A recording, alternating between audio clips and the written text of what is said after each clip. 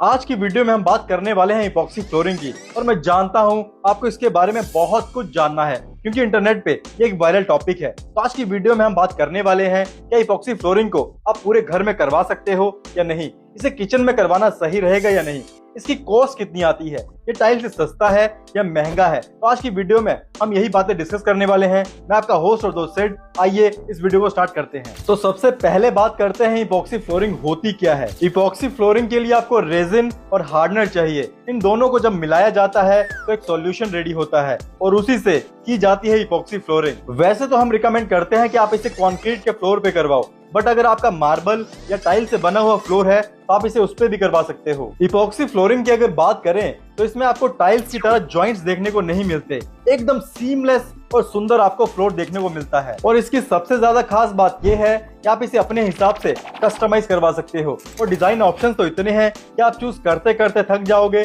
पर design options खत्म नहीं होंगे। बाकी अगर आप टाइल लगाते हो तो आपको वही 4-5 डिजाइन की टाइल लगानी पड़ेगी जो और लोगों के घर में भी लगी है। बट इपॉक्सी फ्लोरिंग में आपको इतने सारे ऑप्शंस मिलते हैं और डिजाइन्स को आप अपने हिसाब से कस्टमाइज कर सकते हो। मतलब सिंपल सा है, अगर आपका फेवरेट कलर रेड है, येलो है, ब्लू है, आप उसके हिसाब से अपने फ्लोर को कस्टमाइज कर सकते हो। और ये ऑप्शन आपको टाइल्स में इंस्टॉलेशन प्रोसेस की। तो सबसे पहला स्टेप है आपको आपका फ्लोर अच्छे से देखना है, उसमें क्रैक्स तो नहीं है, धूल मिट्टी तो नहीं है, आपका फ्लोर अनइवन तो नहीं है। अगर ये चीजें हैं तो इन सब चीजों को ठीक करो और उसके बाद इपॉक्सी फ्लोरिंग का काम शुरू होगा। उसके बाद लगता है प्राइमर कोट। ये इपॉक्सी और फ्लोर को बॉन्ड कराता है, ये फ्लोरिंग नहीं है, ये बॉन्डिंग कोट है। उसके बाद रेजिन और हार्डनर से मिलाया हुआ सॉल्यूशन को आपको फ्लोर पे लगाना है। वैसे तो थिकनेस आप 2 से लेकर 10 mm तक ले सकते हो, बट रेजिडेंशियल एरिया के लिए आपको 3 mm ही लेना है।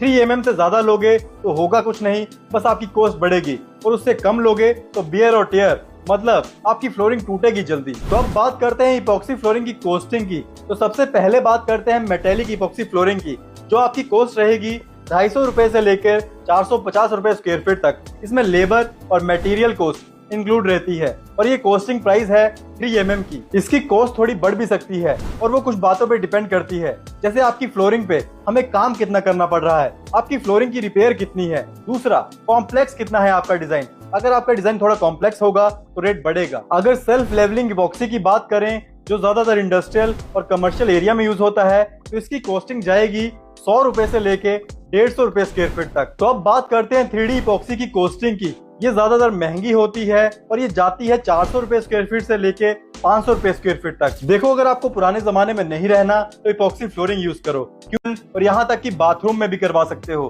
बाथरूम में आप 3D इपॉक्सी फ्लोरिंग करवा सकते हो, जिसकी बात मैं आगे वीडियो में करने वाला हूँ, इसलिए इस वीडियो को पूरा देखना, आप कोई पॉइंट मिस ना कर दो। देखो, जैसे आज हम मॉडर्न जमाने में हैं, तो आप अपनी फ्लोरिंग के लिए मॉडर्न चीजें यूज करो। टाइल चाहे जितनी मर्जी सुंदर हो, पर वो इपॉक्सी फ्लोरिंग को टक्कर नहीं दे सकती, क्योंकि इपॉक्सी फ्लोरिंग से बना हुआ फ्लोर इतना ज्यादा सुंदर, शानदार और बेहतरीन लगता है कि जो भी आपके घर में आकर इसे देखता है आपकी तारीफ किए बिना रह नहीं पाता। अब आप सोचो, आपको टाइल्स लगानी है या इपॉक्सी फ्लोरिंग लगानी है। तो अब बात करते हैं इपॉक्सी फ्लोरिंग के टाइप्स की। तो सबसे पहला टाइप है सेल्फ लेवलिंग इपॉक्सी।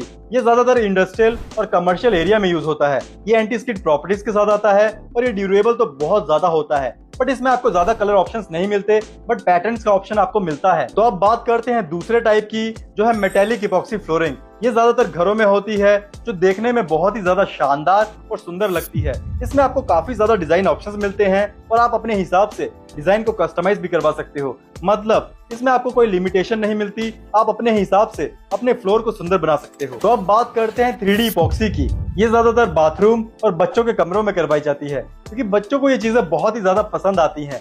हम सबसे पहले आपके मनपसंद का वॉलपेपर आपके फ्लोर पे लगाते हैं, उसके बाद ट्रांसपेरेंट इपॉक्सी को उसके ऊपर फैलाया जाता है और सूख जाने पर ऐसा डिजाइन बनता है कि आपको आपकी आंखों पे भरोसा नहीं होता और आप इस पे कुछ भी करवा सकते हो। Waterfall design,